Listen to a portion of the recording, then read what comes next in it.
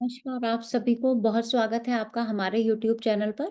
चलिए शुरू करते हैं अपना प्रैक्टिस सेशन। आप लोग एंजॉय भी कर रहे हैं प्रैक्टिस को, तो आ जाइए। आज मैं आपको 2 चार्ट दिखाऊँगी, सेम दशा, और हम एजुकेशन की बात करेंगे। देखो, खाली एक ग्रह से कि शुक्र की दशा आ गई है तो एजुकेशन बहुत खराब होगी, ये बोलना बिल्कुल सही नहीं है, और बहुत अच्छी होगी, ये भी बोलना सही नहीं है।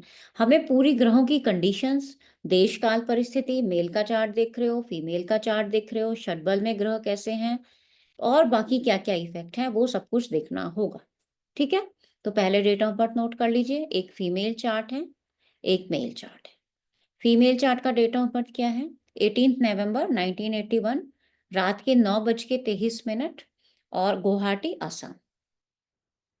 ये फीमेल चार्ट है जो आप स्क्रीन पे अभी देख पा रहे हैं। मेल चार्ट है, इसको भी देख लेते हैं। 26 जून 1992, 5:15 AM, बैंगलोर। पहले मैं फीमेल चार्ट से डिस्कशन शुरू करूंगी। आप चाहें तो वीडियो को यहाँ पे पॉज करके अपनी तरफ से देखिएगा कि एजुकेशन कैसी है, शुक्र की दशाओं में कैसी रही होगी, क्योंकि दोनों का जन्म केतु की महादशा में हुआ है। अंतरदशा अलग मिली थी, उसका अलग इफेक्ट हो। ठीक है? देखो, अब क्या होगा कि एजुकेशन के लिए भाव बहुत सारे आ जाते हैं। खाली अगर मैं आपसे कहूँ कि एक चतुर्थ भाव देखोगे, नहीं, क्योंकि शुक्र की दशा तक दोनों की ही ऑलमोस्ट हायर एजुकेशन भी कंप्लीट हो चुकी थी। शुक्र की दशा में, मतलब जन्म के बाद जो शुक्र की दशा मिलती है, एक के लिए तो हायर एजुकेशन या उनकी पढ़ाई उनके खुद के स्ट्रगल के साथ होती है। खुद के स्ट्रगल के साथ मतलब देखो, इंसान कब स्ट्रगल करता है? जब उसको भाग्य का साथ नहीं मिलता है, तब वो स्ट्रगल करना शुरू कर देता है। उसको तो एफर्ट्स लगाने ही पड़ेंगे। और जिसको सब कुछ मिल रहा है पहले से ही, और फिर उसकी शुक्र की दशा आ जाए, तो उसके लिए तो सोने पर सुहागा वाली बात हो जाएगी। यहाँ पे फीमेल चार्ट अगर जो आपके सामने अभी लगा हुआ है, उसको पहले समझते हैं। एजुकेशन के लिए सेकंड हाउस भी आता है, थर्ड हाउस भी आता है, फोर्थ भी आता है, फिफ्थ भी आता है, सिक्स्थ भी आता है, एट्थ भी आता है। अब आप कहोगे इतने सारे, देखा जाए तो पूरी पत्रिका भी आती है और टेंथ भी, नाइन्थ भी आता है। ये मैंने पहले भी यूट्यूब पे समझाया हुआ है, एक बार फिर मैं एक्सप्लेन करूंगी। फोर्थ हाउस एकेडमिक एजुकेशन देखते हैं, लेकिन क्योंकि ये तो 81 का चार्ट है, अब जो आप चार्ट देखोगे उसमें सेकंड हाउस को भी लोगे। प्ले स्कूल, जो चीजें पहले हम संस्कारों से देते थे वो अब स्कूलों में जाके मिलने लगी हैं, तो यहाँ सेकंड हाउस का रोल आ जाएगा। थर्ड हाउस और एट्थ हाउस क्यों? Extra curricular activities. Fifth house से भी एक्स्ट्रा करिकुलर क्रिएटिविटी का हाउस बोला जाता है। वहां से हम दिमाग से खेले जाने वाले गेम जो होते हैं, जैसे चेस वगैरह स्कूल्स में सब होते हैं, तो वो वहां से देख सकते हैं। सिक्स्थ हाउस कंपटीशन का हाउस बोलते हैं, स्ट्रगल का हाउस बोलते हैं, वो तो लाइफ में हर फेज में आएगा ही आएगा। टेंथ हाउस क्यों? क्योंकि जितना सब कुछ हम पढ़ाई कर रहे हैं, कहीं ना कहीं करियर की बात वहां पे होती है, तो टेंथ भी इंक्लूड आ जाता है। लग्न तो आएगा ही आएगा, हम तो खुद हैं ही। नाइन्थ हाउस भाग्य है, भाग्य अच्छा है तो अच्छी चीजें, अच्छा एजुकेशन, अच्छी किताब कॉपी, अच्छा स्कूल सब मिल सकता है। नहीं तो थोड़ी दिक्कत हो जाती है, थोड़े एफर्ट ज्यादा लग जाते हैं हमारे। ठीक है? तो अब देखो, हाउस तो सारे आ गए, तो अब आप किससे देखोगे? तो इसीलिए कहते हैं कि एक घर से निर्णय ना लें, पूरा पत्रिका देखें, तब आप उस के एंड रिजल्ट तक पहुंचे। इन जातिका को शुक्र की दशा मिली, जातक को भी शुक्र की दशा मिली थी, जो दूसरा चार्ट दिखाऊंगी। लेकिन इनके केस में क्या हुआ कि इनको सब कुछ बड़े आराम से मिला और इन्होंने उस शुक्र की दशा में थोड़ी लापरवाही की और पढ़ाई की तरफ ध्यान नहीं दिया। क्यों हुआ ऐसा?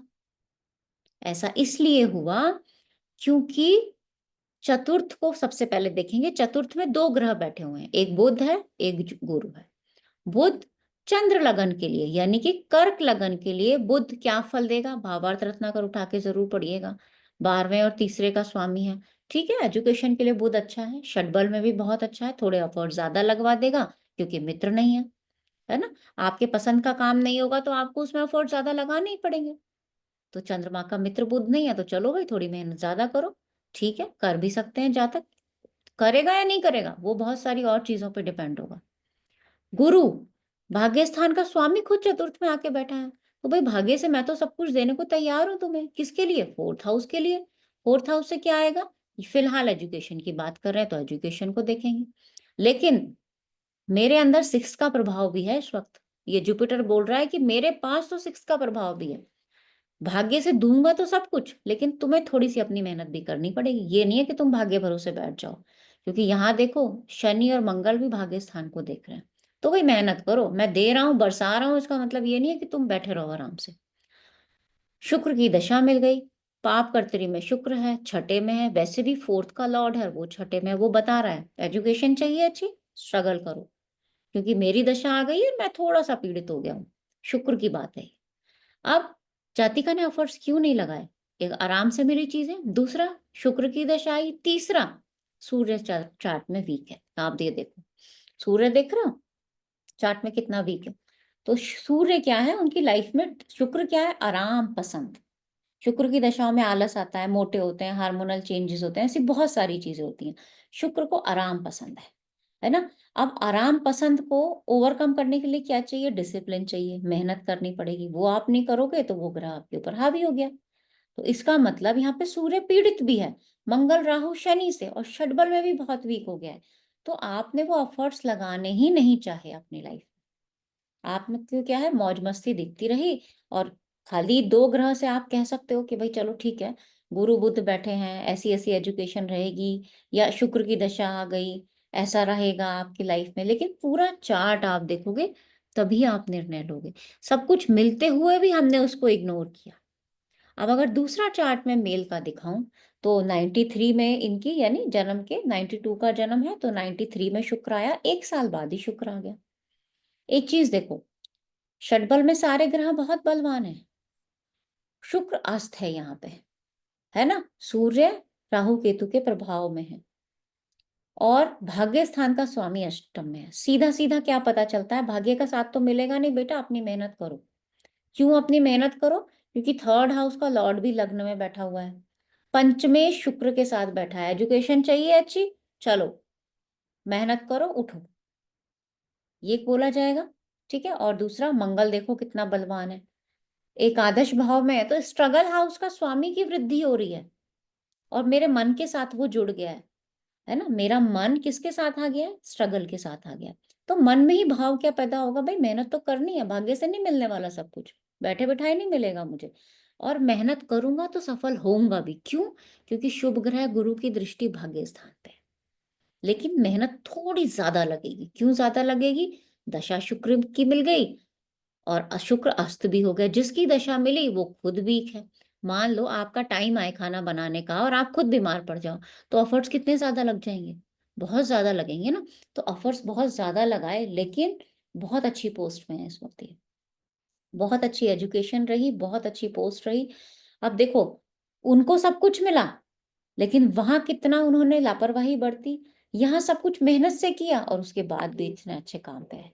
तो दो दशाएं अलग अलग चार्ट में अलग अलग रोल प्ले करेंगी ही। तो अकेला खाली एक ग्रह से कह देना कि शुक्र आ गया बच्चा नहीं पढ़ेगा, सरासर गलत है। आप पूरा चार्ट देखो। इसीलिए जिनके भी कमेंट्स आते हैं कि आप हमारा ग्रह ये यहाँ पे प्लेस्ड है, आप हमारे बारे में बता दीजिए, तो मैं उन सब से अनुरोध करूंगी, हालांकि मैं पहले भी वीडियो बना चुकी हूँ, फिर एक बार अनुरोध करूंगी कि इस तरह से प्रेडिक्शन देना बहुत गलत हो जाएगा। पहले क्लाइंट को समझो। पढ़ाने के लिए ठीक है, जब तक आप एजुकेशन दे रहे हो मैं कुछ भी बोल सकती हूँ, है ना, कि मैं शुक्र की दशा है तो डिजायर बढ़ेंगी, ऐसा होगा वैसा होगा। लेकिन जब आप कंसल्टेशन दे रहे हो, तो क्लाइंट को ध्यान में रखकर आपको देना होगा। तो इसीलिए, क्योंकि हम जब जवाब देंगे कमेंट्स का या मेल का, तो उसमें कहीं कुछ गलती ना हो, तो इसलिए आपको एक ग्रह के आधार पर प्रिडिक्शन लेने की आदत को छोड़ना होगा। आज के लिए इतना ही रखते हैं। बहुत धन्यवाद।